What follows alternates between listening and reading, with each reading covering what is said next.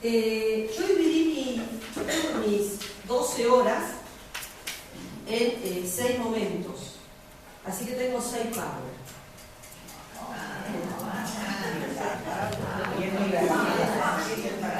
Bueno, primero, en este primer modulito, hasta el café, mi intención va a ser presentar la importancia del apóstol, pero con unas palabritas de Benedicto.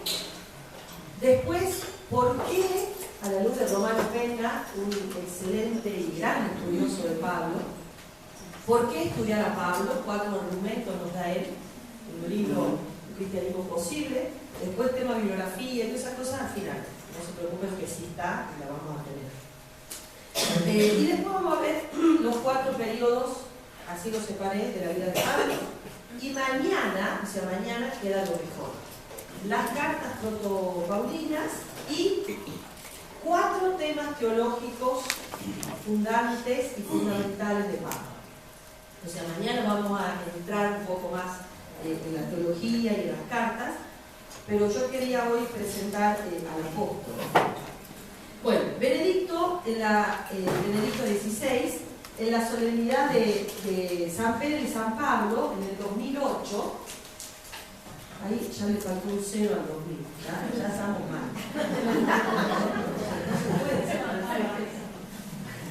Dice así: cada uno, estaba hablando de Pedro y Pablo, por eso la solemnidad era de Pedro y Pablo, ¿no? ¿Que cuándo es? Hace poquito de tiempo. Cada uno tuvo una misión diversa para cumplir. San Pedro fue el primer confesor de la fe en Cristo. El primero. ¿A dónde confesó Pedro la fe en Cristo? Ya lo dijo. Pero ¿a dónde? La pregunta, ustedes no están escuchando. ¿Quién dice que soy? ¿A dónde? ¿Qué roba? No, es que yo ya lo llamo Gerardo. ¿A dónde lo llevó cuando Pedro dijo, tú eres el Mesías? ¿A dónde? La pregunta es, ¿a dónde? ¿Te encuentro un lugar? ¿A qué? No, a ver, Oscar, ¿qué hacemos? Yo no le daría el diploma a ninguno. Cesarea de Filipo. A Cesarea de Filipo, porque le dictó el gran maestro. Sí, lo vi, que se dio vuelta y dijo, Cesarea de Filipo. Sé que no. Bueno, confesó la fe en Cesarea de Filipo. Que lástima no tenemos cuando vayan al lugar. Cesarea de Filipo es una montaña, o sea, vos llegás ahí, te encontrás con una montaña gigantesca, pero gigantesca, que es el límite de donde nace el Jordán. Y vos llegás ahí y encontrás en la montaña un montón de como grutitas, como cuevitas. Porque esa era la montaña de la idolatría. En cada cuevita de esas había una estatuita. Al dios relámpago, al dios pan, al dios fecundidad, al dios pararrayo, al dios no sé qué. Estoy inventando el nombre de los dioses. Pero me da lo mismo, porque eran estatuas. Jesús lo hizo caminar hasta la punta del cerro, no, hasta la punta, ¿sí? De ese cerro, para preguntarles. Y esa pregunta, en ese contexto idolátrico con las imágenes, ahí tiene otro sentido. ¿Y ustedes quién dice que yo soy una figurita de esa? Que están en una gruta donde viene uno, le echa un incienso, unos ritos, y con eso ya está. Menos mal que zafó Pedro. Pero a veces lo consideramos a Jesús una estatuita.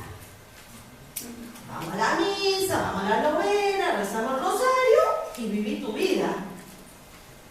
Y Jesús lo llevó hasta allá a preguntarle al maestro, muchachos, no las quiere poner a mí ahí, porque son dos boletas.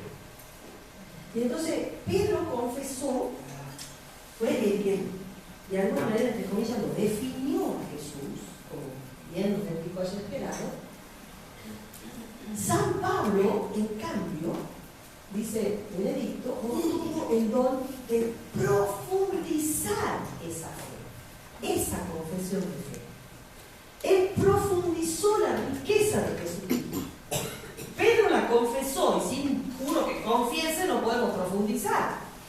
Por eso es verdad que San Pablo debería venir antes, pero también podemos argumentar, pero ellos confesaron.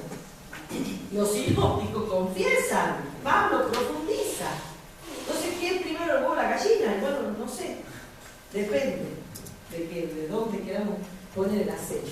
San Pedro fundó la primera comunidad de cristianos provenientes del pueblo elegido.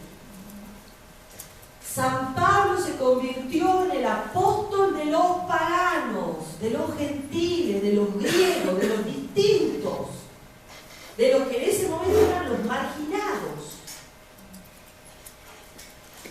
con carismas diversos. Trabajaron por la única causa: construir la iglesia de Cristo. Me pareció tan sintético y a la vez tan decidor esta frase, porque son pocas frasecitas nomás, y termina Benedicto, el hombre duro ese que uno por ahí dice es más frío que la heladera, pero él dice, estamos ante un grande. Así que si él lo dice, yo hubiera dicho un gigante. Bueno, tampoco puedo pedir al alemán que sea tan expresivo. Bueno, pero estamos en un grande. Así que yo le pedí esta mañana al Señor que nos abra el corazón y que San Pablo interceda para que nos enamoremos también de Él. Vieron que ayer salimos enamorados de los sinópticos, de Mateo, de Lucas, y queríamos más. Bueno, ojalá que salgamos mañana los que perseveren, porque vieron que hoy se diezmaron varios, bueno, el sábado y domingo los curas no están, las monjas están, no sé qué. Entonces, tratemos de recibir esta grandeza en lo que podamos, cada uno según su capacidad. Bueno, entonces, como les decía Romano Peña, un cristianismo posible, un gran maestro. Por supuesto que habría otros argumentos, no son los únicos, ni a esto hay que reducir todo Pablo, pero él, que es un estudioso de Pablo, yo tuve la gracia en Roma, ¿no?, de tenerlo a Romano Peña, no sé si vos lo tuviste que buscar, ¿fue tu profesor? A Hugo Bani, que también es un grande, y él, Hugo Bani, lo citaba en su clase a este Romano Peña. Bueno, entonces, 4 argumentos. Primero, prioridad literaria. Además, está decirles que todo esto está en la plataforma. Si yo no doy el ejemplo. Entonces, tienen el apunte, los pagos, la bibliografía, todo. El trabajo práctico, que no me voy a olvidar como eso. Bueno, prioridad literaria. Esto es un repaso, porque ya lo anticipó Gerardo, pero repetir no viene mal. Años 30, eventos de Jesús. Sus dichos, sus hechos, su vida, desde más o menos, estamos aprox 30 hasta 33, 34. ¿Qué viene después? Ustedes ya lo saben, y si no, esta segunda oportunidad que tienen me contestan bien, voy a bajar un punto a todos, a masa. ¿Qué vienen en los años 40 hasta 50? En esos 10 años, ¿qué podríamos decir que hay en la línea del tiempo? Tradiciones, bueno, zafa. Tradiciones orales. Esto es muy importante porque a veces uno no lo registra en la cabeza cuando lee los textos. Pero es fundamental que nos ubiquemos que no había uno escribiendo mientras Jesús decía, mientras Jesús hacía. No había, ¿para qué dijiste volver? No había eso. Y entonces la tradición oral hizo de notebook. Conservó, guardó en el corazón y en la memoria, pero una memoria afectiva. Lo que le llegó, lo que le tocó, lo que le impactó, lo guardó. Y a lo mejor Jesús hizo, no, seguro, 1000 otras cosas que no sabemos.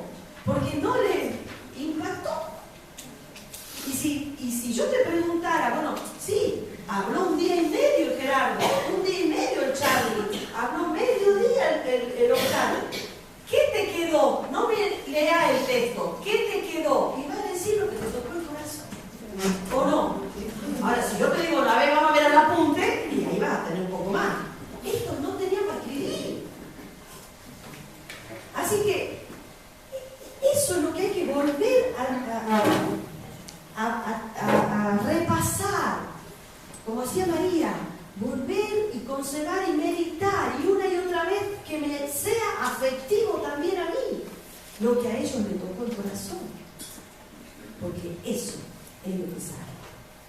Perdón. Por eso Juan pone casi al final, estos escritos están... Sí, no alcanzaría la biblioteca para que he visto lo bueno. Muy bien, entonces, recién en el año 51, por eso puse décadas 50, 60, recién ahí, Primera Tesalonicense como primer escrito de Pablo del Nuevo Testamento, ¿okay? Con el que inicia el Nuevo Testamento.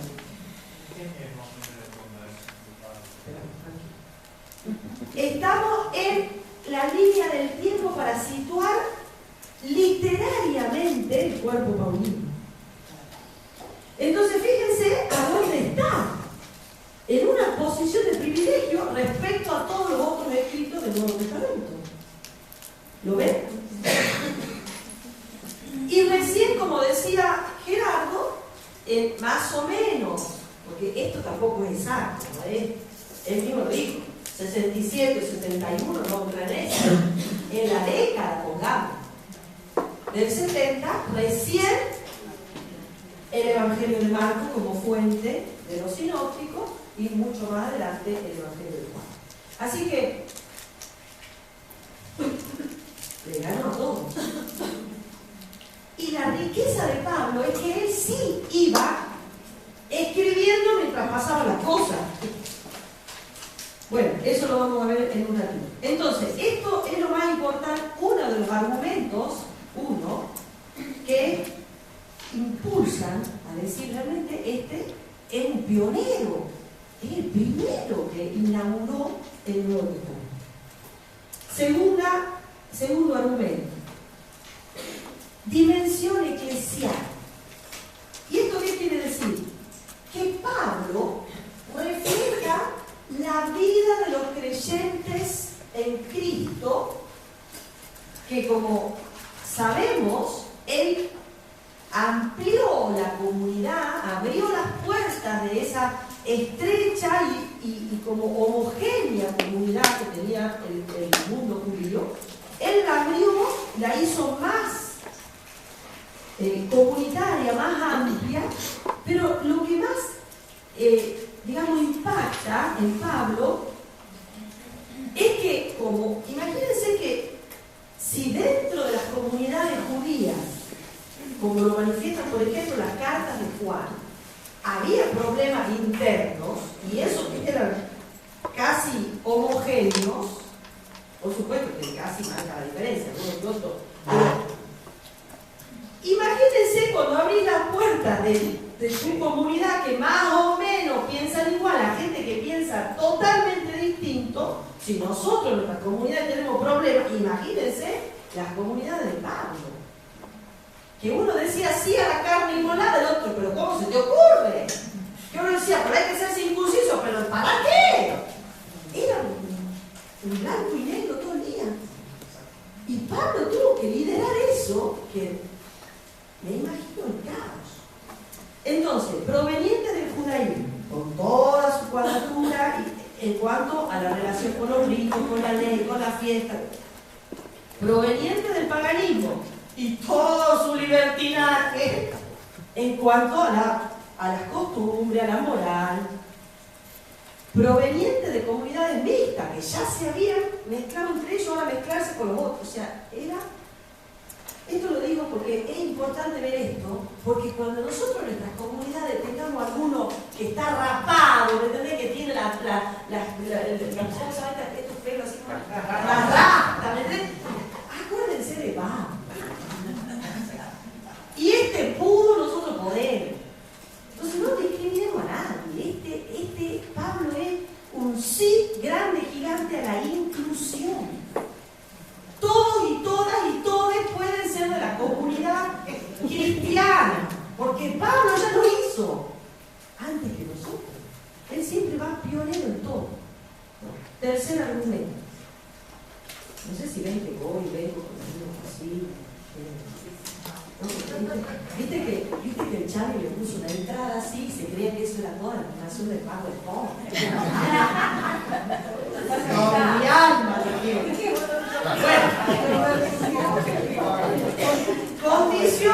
creyente. Tercera condición de creyente. Tercer argumento por el cual impele el estudio de Pablo, dice Romano. ¿Qué significa esto? Y esto es fantástico saberlo y recordarlo, ya sé que lo saben, pero recordarlo. Pablo no fue testigo físico, de la vida terrena de Jesús de Nazaret. Creyó en el resucitado. Y esa es su clave de lectura y de vivencia y de experiencia de la fe. El resucitado. Y a eso se nos invita a nosotros, que somos más cercanos de Pablo que de Pedro. Porque Pedro sí estuvo en el lago pescando con Jesús. Pablo no.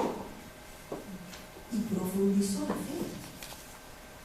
Pedro lo negó. Pablo llegó hasta la última. Le rebotó 3 veces la cabeza, dice la tradición.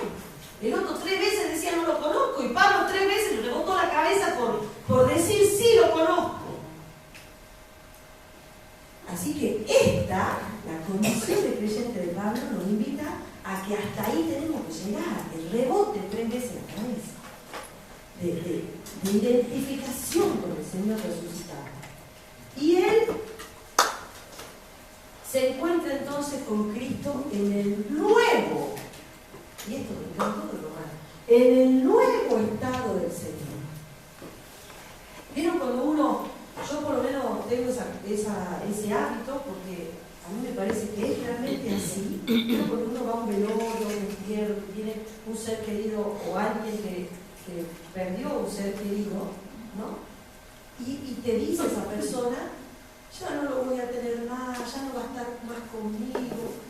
Yo siempre digo, ahora hay que aprender en el nuevo estado a relacionarse con él. Y yo creo en eso. Yo creo absolutamente que Jesús resucitado está vivo en un nuevo modo de estar diferente al físico. Pero no por eso ni menor ni mayor, distinto. Y Pablo lo encontró en esa novedad, en el estado de resucitado. Entonces esto está buenísimo porque nos acerca a Pablo. Nosotros también nos encontramos con Cristo en el nuevo estado. Porque no me vengan porque lo vieron, lo escucharon nada. Relacionate con el resucitado, ¿no? Con uno que se te aparece así como. Tiene que hay gente que ve. No, nosotros no somos como Oscar de sentir. ¿No es cierto, Oscar? No creemos en esas cosas. Cuarto, como argumento, la elaboración, la reflexión, la profundización de la fe. Y entonces acá lo tenemos a Albert que dice, Pablo garantizó, guarda con lo que viene ahora y no se hagan los cancheros y lo citen a para justificar cualquier tontera. Pero mira que dice, Pablo garantizó para siempre en el ámbito del cristianismo el derecho a pensar. Y a pensar distinto. Porque a pensar como piensa la mayoría no está nada, sumarse. Pero a pensar distinto. Y entonces sigue. Pablo supo cómo demostrar que la fe cristiana no es una entrega ciega, irreflexiva, voluntaria y moralista a una institución. Atente esa frase.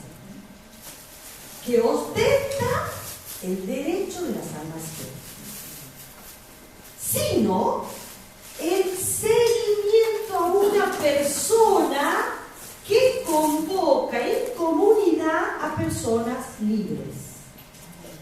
Acá nadie tiene el privilegio de decir en la iglesia y solo en ella, como creían los judíos, hay salvación. Menos mal que el Concilio Vaticano II lo tiene muy claro. ¿Sabes cuántos años pensó la Iglesia católica romana que fuera de ella era la perdición? Muchos años. Eso pensaron, pero por cientos de años los judíos.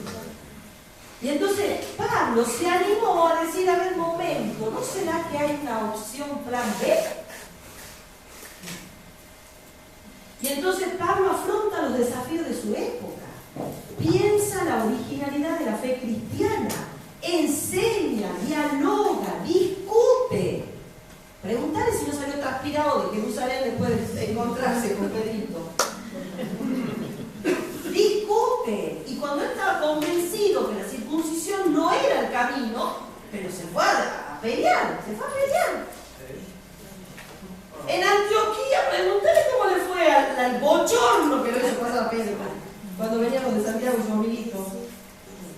Así que Pablo no es un ciudadano.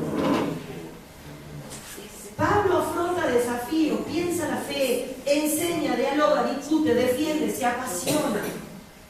Era un calentón, pero también era un padre, una madre, que se daba todo por su comunidad. Que no le toquen a uno de sus hijos porque salía Pablo. Bueno, en todo sentido de grande. Para nada un cristiano tibio, para nada un cristiano servil, para nada un mediocre.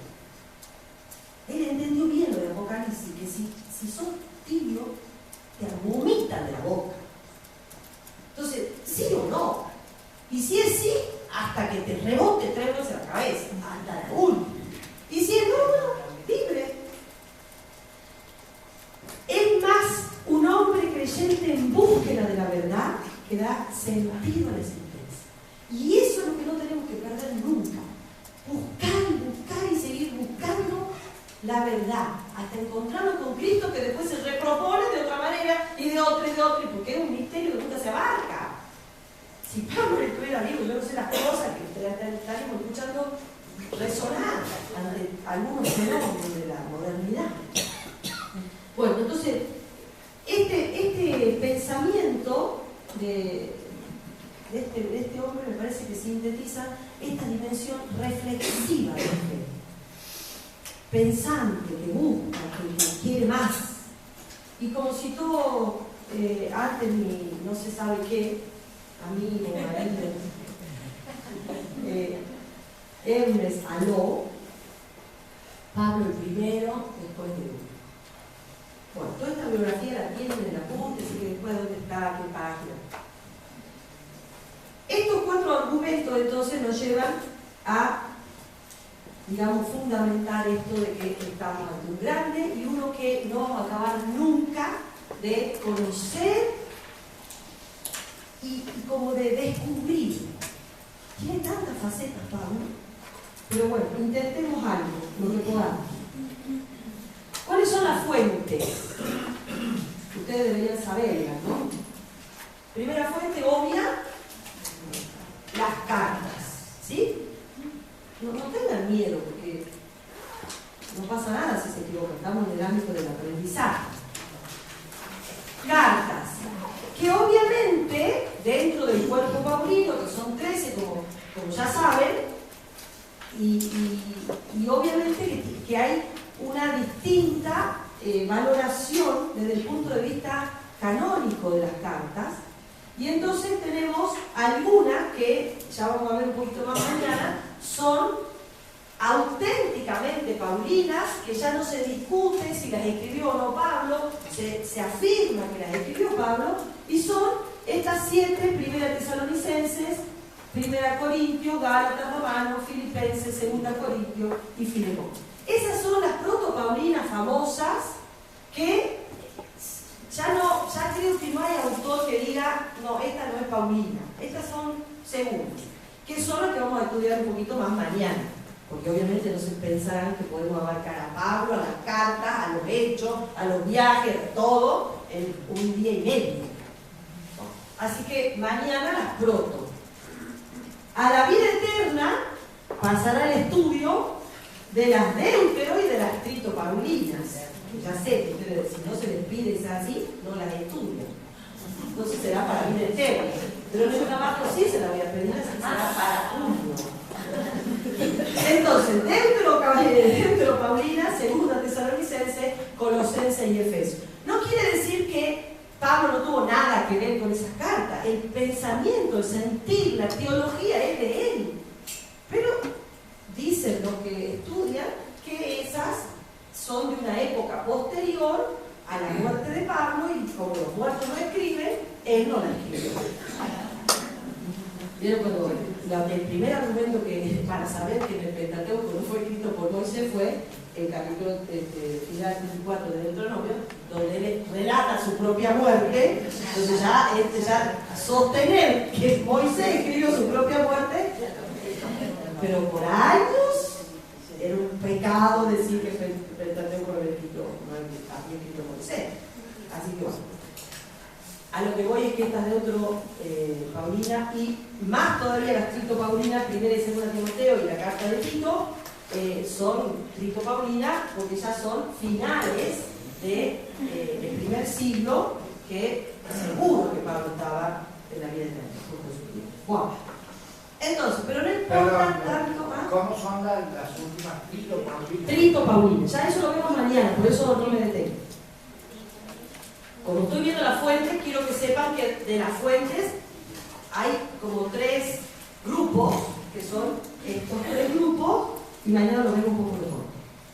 Bueno, y después la otra gran fuente para estudiar a Pablo es la de los Hechos de los Apóstoles, a partir, obviamente, del capítulo 3 en adelante. No es que todos los hechos, porque el capítulo 1 no.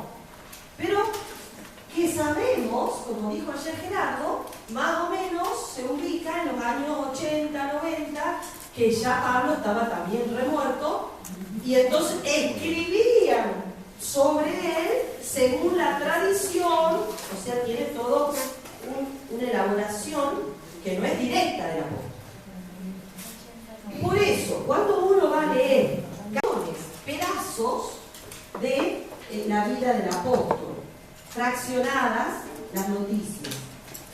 En cambio, Lucas, vamos a atribuirle a Lucas los hechos, o la escuela lucana, para él Pablo es protagonista a partir del capítulo 13 y es como mucho más idealizado, porque es un fans que habla de su maestro o de su compañero de viaje o de alguien cercano a quien admira, y se nota que lo admira y mucho. Y entonces, bueno, tenemos una visión diferente. En las cartas aparece con una personalidad en conflicto, incluso con los cristianos cerrados, que no querían incluir a los otros paganos, cristianos que no vivían la caridad, cristianos que eran fríos digamos así, en la experiencia comunitaria, que no vivían la fraternidad, que no... es duro. Pablo incluso lo cristiano. Tiene una imagen cordial, idealizada, las cartas, los hechos, querido por los cristianos, y solamente se enfrenta en los hechos más, sobre todo se enfrenta a los judaizantes, se enfrenta, como entre comillas, a los empresarios. Y bueno, habría que ver cómo ha sido realmente, ¿no? Pero esta es como la calificación. Si tuviéramos que ponerle un nombre al Pablo de las cartas, le diríamos el teólogo. Y al Pablo de los hechos, el misionero. Y no hay que quedarse con un Pablo. Decir, no, a mí me gusta que sean misioneros, así que yo las cartas no las leo, yo leo los hechos. Y soy fan de eso. Pablo es esto y es mucho más. Así que nunca lo vamos a abarcar a Pablo en su totalidad, como a ninguna persona, todos somos un misterio. Así que es abordarlo desde distintos puntos de vista y tratar de sacar lo que más podamos. Ahora bien, hay un montón de bibliografía. Hace poco Rivas escribió un artículo, que lo tienen ahí en la bibliografía que voy a pasar, sobre las discordancias entre algunos datos de las cartas y algunos datos de los hechos. No todo coincide. Como siempre, esto es un problemita. A la hora, por ejemplo, ¿dónde se fue Pablo apenas convertido? Como no quiero perder tiempo, tiempo voy a responder yo, pero ya debería saberlo, ¿no? Solo por haber leído alguna vez su vida carta lo he hecho. Bueno, no se acuerdan. Y el padre que dijo Damasco. ¿Cómo? Damasco dijo el padre. Bueno, de eso quién leyó. Porque miren, tenemos estas fuentes. Gálatas 1:16, 2 Corintios 11. Ahora, después lo buscan. Esto no vamos a buscar ahora porque es un dato menor que no llegó. Y los Hechos, capítulo 26, 20, 9, 19, 25. O sea, esos son los textos en donde están las respuestas.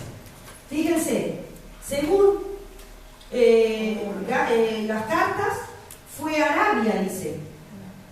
Según los Hechos, pareciera que se quedó en Damasco. No, pero después de Damasco se pararon. Porque no. 12 años en Arabia después de Damasco. No, anda a leer bien. No están leyendo bien, como dijo ayer Gerardo, están mezclando. Mateo lo meten en Marco y Lucas lo meten en Mateo y hacen un bolonqui. Bueno, ahora pasa lo mismo con las cartas de los Hechos. Bueno, lo leen y después discutimos, porque te están hablando de memoria y no están sabiendo exacto. ¿Cuándo fue a Jerusalén? Otra pregunta que no se puede hacer. Depende. La respuesta mejor es depende. Depende si lee las cartas o si lee los hechos. Entonces depende si Gálatas o si Hechos 9. Entonces Gálatas va a decir, después de 3 años, parece que se fue, dice Gálatas, y apenas convertido, dice los Hechos. Lo que yo no entiendo es por qué dice subió a Jerusalén y en realidad bajó. Porque ya eso lo explicó el padre Oscar, que Jerusalén es una montaña, una colina, entonces hay que subirla. ¿Sí lo explico? No diga que no, porque yo estaba sentado en Imposición a los paganos, ¿cuáles? La pregunta sería, porque no, se corta acá, pero yo lo entiendo acá. En el pago que ustedes van a estar. Muy peor que el Charlie.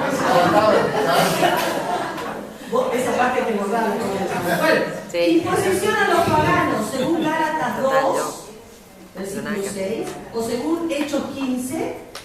Gálatas 2, nada. Hechos 15, algunas prescripciones, sí. No comer carne con la droguía, las relaciones sexuales, impuros y demás. Entonces, cuando vos te hagas una pregunta que quieras que Pablo te la responda, ya sabés la respuesta primera. Depende. La respuesta segunda, andar las cartas, buscar la respuesta, andar los hechos, buscar la respuesta y después que te ayude para ver cuál es la más cercana a lo que podría ser el original. Bueno, no vamos a entrar ahora en esa cuestión porque no me interesa, ni es para este nivel de estudio, pero sepan que no todo coincide. Así que guarda con afirmar rotundamente una cosa, porque a lo mejor te faltó leer la otra fuente. ¿Me explico? Sí. Perfecto. Vamos a seguir. Pablo, tercer punto, contexto del siglo I. Hasta que no te miente Pablo, yo no voy a tomar café, ¿no? Así que lo lamento. Hasta la hora que sea. Pablo, un hombre de 3 culturas. Parte es toda de mi amigo, que está incluida en mi pago en la obra. Bueno, para que se acuerden, nosotros funcionamos así, demotécnicamente, así que ya se van a acordar que cuando hablemos de 3 culturas, el padre que se enfermó y yo soy tuve que dar. Desde el punto de vista romano, digamos así, por decirlo de alguna manera, ¿qué de los romanos tuvo que, no sé si decirles, vivió, afrontó, peleó, asumió, no sé, cualquiera de esos verbos funciona? Política y derecho. Sobre todo, no solo, pero sobre todo, de los romanos, la política y el derecho. De los griegos, la lengua y la cultura. Y el que maneja la lengua y la cultura te domina. Por eso algunos autores, desde el punto de vista histórico, hablan de, aunque los romanos tenían el poder político, los griegos tenían el poder cultural y de la lengua. Algunos, el otro día, hace poco leí un artículo, algunos emperadores romanos aprendían el griego. O sea, mira si eso no es una conquista, que el romano que veía que tenía las armas y el poder, tenía que aprender tu lengua.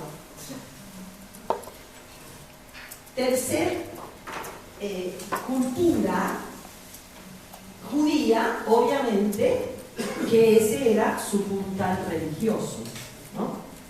Bueno, ahora voy a caracterizar brevísimamente, en el apunte tiene como 25 páginas de esto, así que tranquilo, al que le guste esto, porque son las 25 páginas de él, que las puse ahí, más o menos las van a decir, ya. Sí, no. Pobrecito, que le duele. No tiene, ya no tiene. Bueno, miren este detalle. 5 emperadores. 5 emperadores. Es muchísimo. Porque cada loco con su tema. Estos eran 5 rayados, ¿no, loco? Bueno, 5. Miren. César Augusto, el famoso Octaviano, más o menos, bueno, más o menos no, estas fechas son seguras. Del 27 antes ya estamos acostumbrados más o menos a la Biblia, esto tenía sus anales. Del 27 antes de Cristo reinó el emperador Augusto hasta el 14 después de Cristo. Yo quiero dar una panorámica así sencillísima para que tengan presente todos los cambios que tuvo que afrontar el pobre Papa. Bueno, acá estaba como rey de Judea, Herodes Antipa. En el 14 después de Cristo, Tiberio asume el poder hasta el 37 después de Cristo. Si tuviéramos que hablar de Jesús, ahí nos quedamos. ¿Sí o no? Sí. Correcto. Poncio Pilato, en esa época, bueno, se corta, pero en mi power no, está perfecto acá, te aviso. Prefecto de Judea. ¿Ah? No, es sí, bueno, prefecto de Judea, no importa, yo se los dicto, todos lo van a tener bien, la verdad.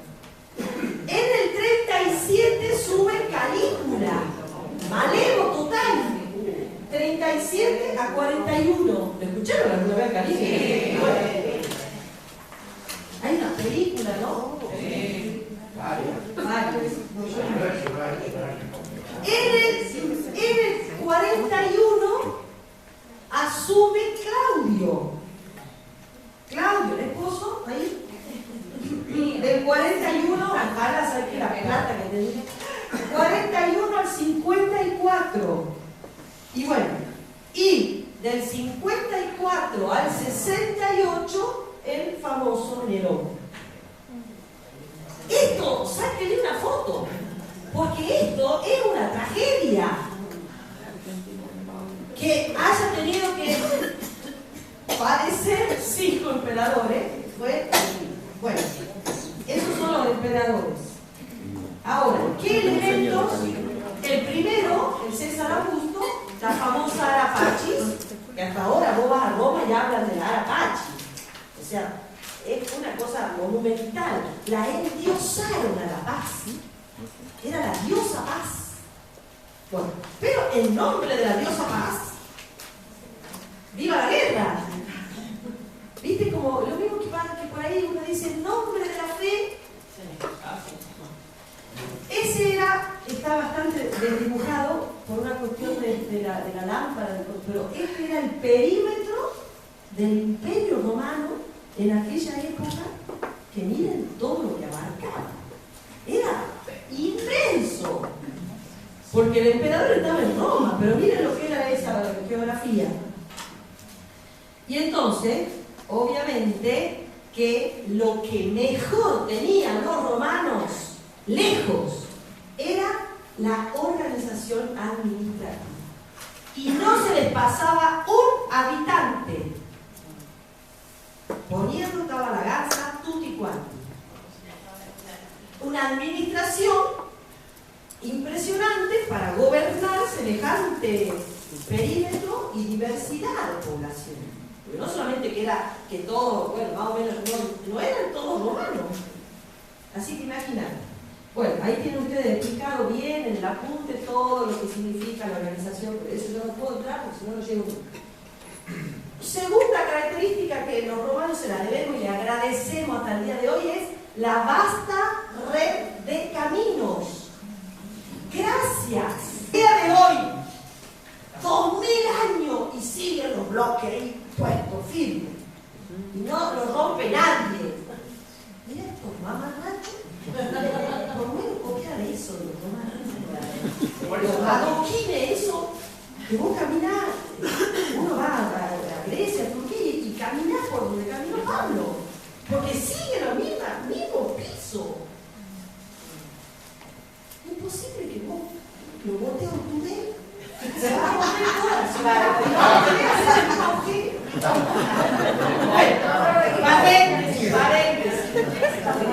Editamos esa parte también. Estatuto jurídico y tributario.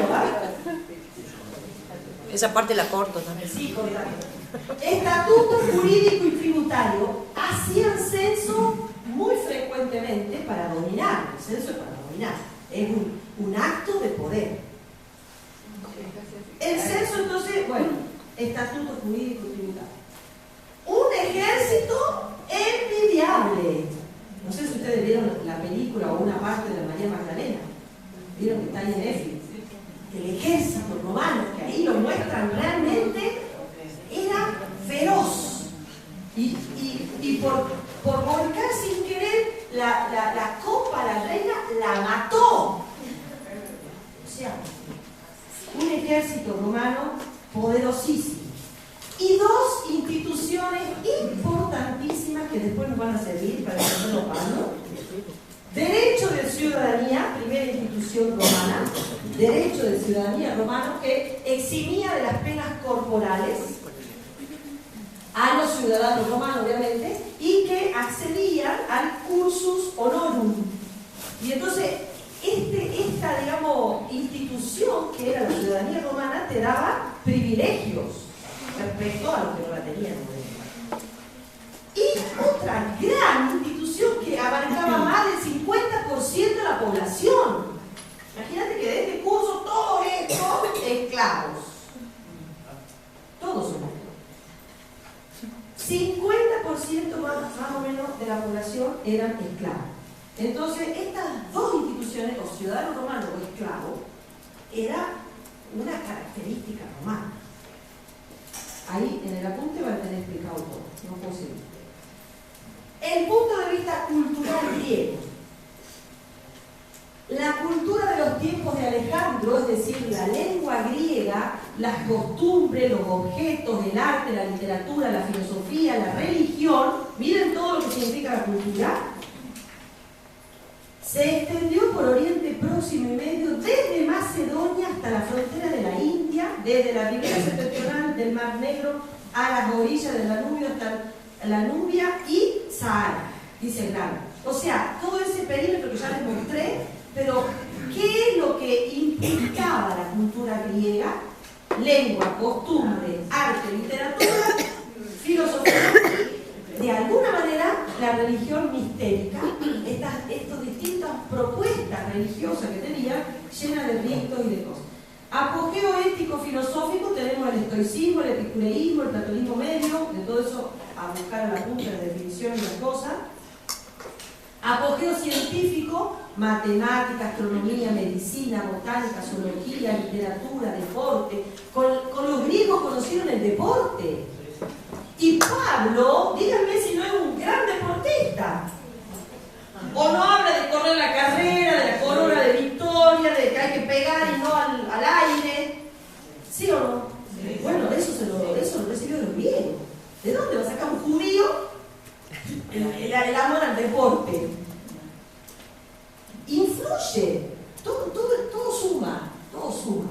Bueno, sincretismo religioso, que como les decía, la poli estaba ligada a estas religiones mistéricas, a tal punto que algunos títulos divinos quirios se le daban al emperador.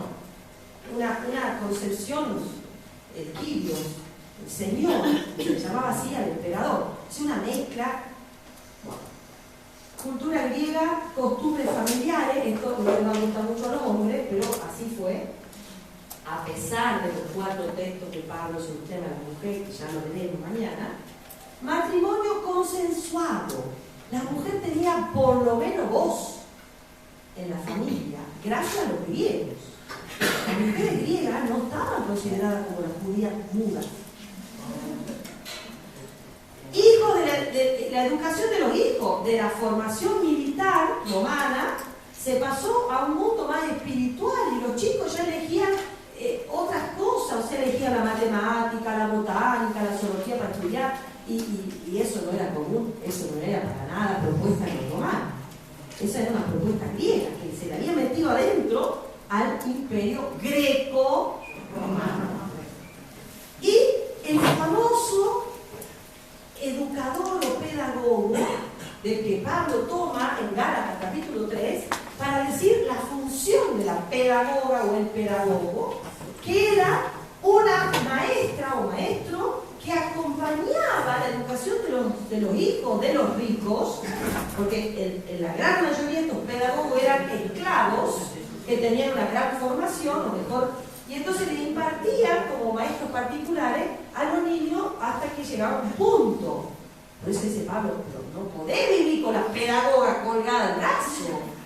Cuando terminás quinto año, graduate de la pedagoga, no dice estas palabras, ¿no? Yo te lo traduzco. Y entonces no podemos estar agarrados de la ley como pedagoga como si tuviéramos 8 años, o 10, o 15, o 18. Te aguanto hasta los 21. Pero vos tenés 50 años y seguís agarrado de la pedagoga, sos un adulto. No dice Pablo, eso yo digo eso. Entonces, hay que ver todos estos detalles que son detalles, pero que suman al pensamiento de este grande que se, diríamos en palabras de Gerardo, se transculturó. ¿Sí? Lo que yo hubiera dicho antes, se inculturó. Pero ya esa palabra parece que no va. Bueno, miren desde el punto de vista griego, porque por la duda no lean el apunte, lo leo rapidito. Pablo utiliza el griego con una desenvoltura y un dominio que hasta inventa palabras, el desgraciado. Y si a vos te toca estudiar griego y tenés que empezar por Pablo, agarrate. Porque tiene tantos inventos.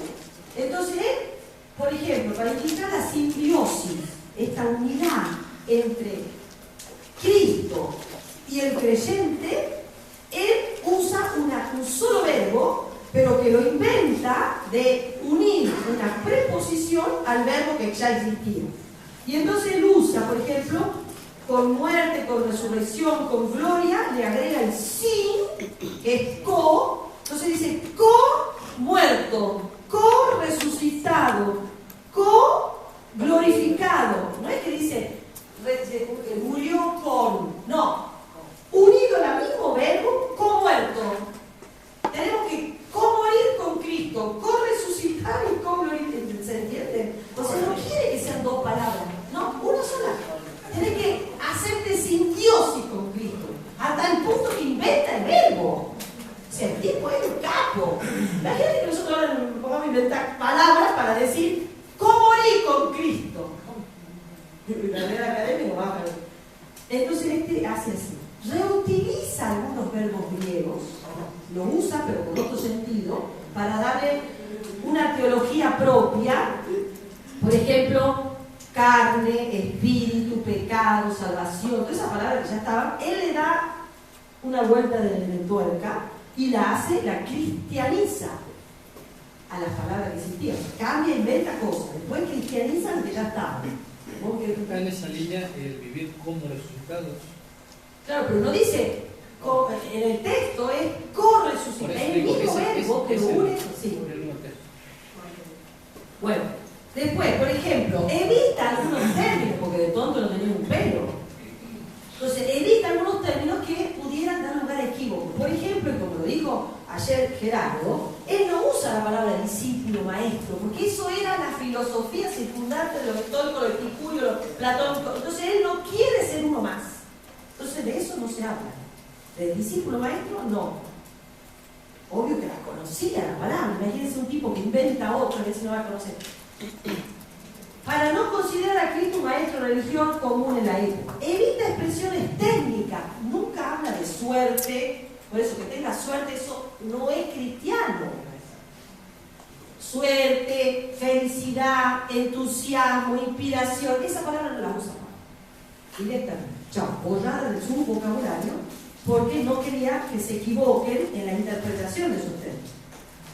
Asimila algunos rasgos, sí, el ideal de la autosuficiencia de los estoicos, por ejemplo, o la transparencia de Dios en el mundo, como le dicen los romanos, que ustedes deberían haberlo conocido a Dios. ¿Qué estaban papando boca cuando vean la naturaleza? ¿En qué piensan? ¿Quién se cree que la hizo? Y entonces los reta porque no descubrieron la transparencia de Dios en la creación. Eso con otros. Pero quiero que vean cómo el mundo griego influyó muchísimo en el fariseo judío. Y el medio ambiente judío, que de esto no voy a hablar tanto porque esto ya lo escuchamos bastante más que lo otro, la realidad de la diáspora, ¿se acuerdan que largo? Jurídicamente Israel era una nación incorporada al imperio que gozaba de bastante autonomía. La gimnasia, como les dije, se abrió en la cultura griega, la traducción griega de la Biblia que fue suplantando el uso de la lengua hebrea. O sea, los griegos no solamente los hacían aprender a los romanos, también se metieron en la fe del pueblo y iban imponiendo la lectura de la lengua griega de la Biblia. La reflexión, obviamente que cuando se dice Biblia se dice Antiguo Testamento, Pablo todavía no escribió nada, así que el Nuevo Testamento no existe.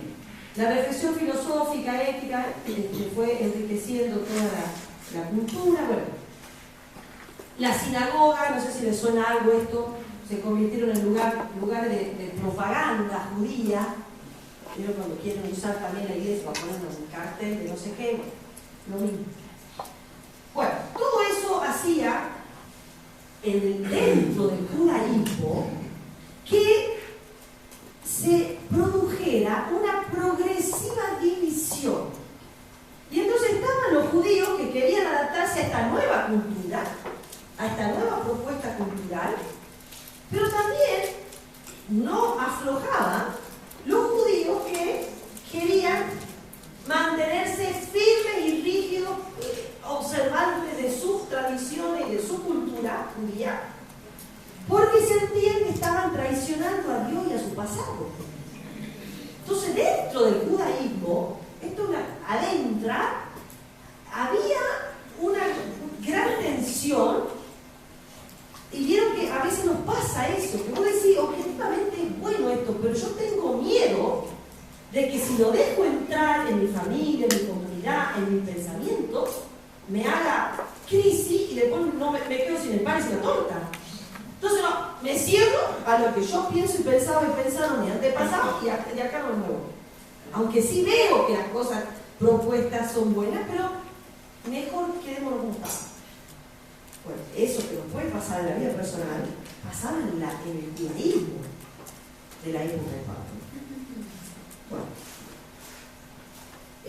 relaciones entre los judíos y el imperio, no siempre fáciles, solamente les doy algunos ejemplos. Augusto les concedió estar exento a los judíos del servicio militar. Les permitió que siguieran las costumbres de sus padres, que se reunieran para celebrar sus ritos, por sus leyes, hicieran ofrendas a los sacrificios. Entonces, Augusto, tranqui, cordial. Y el sector del servicio militar no era poco. Tiberio ordenó la expulsión de todos los judíos de Roma. Chao, se van de acá, pues son una magia de vagos que no hacen servicio militar, que no ayudan, chao. Y los echó. O sea, fíjate vos, desde Augusto a Tiberio, que pasó un reinado. Después, por ejemplo, vino Calígula, envió un ejército. ¿Se dan cuenta que cómo va cambiando la relación? ¿Lo ven o no? Por ejemplo, estos son solo ejemplos. Claudio expulsó de Roma a los judíos que continuamente producían tumulto y eso quedó como constancia en el texto bíblico. Los expulsó. ¿Se acuerdan a quién? ¿A quién expulsó Claudio? a Áquila y Priscila. Gracias a la expulsión que Claudio le hizo, se encontraron el matrimonio este. Pablo se encuentra en Corinto con un judío llamado Áquila, originario del Ponto, que acababa de llegar de Italia, y con su mujer Priscila, por haber decretado Claudio, Claudio, el emperador, que todos los judíos saliesen de Roma. Hechos de los Apóstoles, capítulo 18. O sea que algo de esta historia está en el texto. Bueno, sin embargo, frente a la población romana, el judaísmo tenía poder de atracción. A algunos romanos les atraía esta propuesta del judaísmo tan estricta, tan observante, tan prolijita, ordenadista, legalista. Obviamente que el judaísmo no es solo eso, pero bueno, a veces presenta mucho eso y es como que uno lo tiende a identificar. No hay que ser injusto, no es que todo el judaísmo son estrictos, cuadrados, no, pero la tanta observancia a veces da esa sensación. Bueno, en la sinagoga de Tesalónica, algunos judíos se convencieron, dice, y se unieron a Pablo y a Silas, ¿ves? Hechos 17. Judíos. Así como una gran multitud de los que adoraban a Dios, o sea, adoradores de Dios que ya no son judíos, de griegos, recontra paganos, y no pocas mujeres principales, o sea, mujeres con un poco de plata. Fíjense que la sinagoga de Tesalónica, que es la primera comunidad a la que Pablo le va a escribir la carta, ya tenía toda esta mezcla. ¿Lo ven? Bueno, pero los judíos que estaban ahí son de los judíos que hablamos recién. Muy bien. Bueno, entonces, Pablo, un hombre de tres culturas, resumiendo, se cortó justo. Creyente judío, él era judío. Ciudadano de una sociedad globalizada por la tarea del imperio greco-romano, Pablo vivió su fe en el permanente desafío de evangelizar una cultura de muchos valores y logros. Porque es verdad, la cultura greco-romana tenía muchos valores y logros, pero no menos de grandes desigualdades y atropellos de la dignidad humana, donde el poder de las armas, la esclavitud, las desigualdades sociales, el avasallamiento de las minorías, el relegamiento de la mujer, eran moneda corriente. El desafío era eso, hacerlo cristiano. Pablo no pudo abolir la esclavitud, pero la dignificó. Si no lean Timoteo, no la abolió, no pudo, pero le dio una vuelta. Entonces, bueno, no todo lo digamos así, entre comillas, malo, por decirlo, se puede a veces erradicar.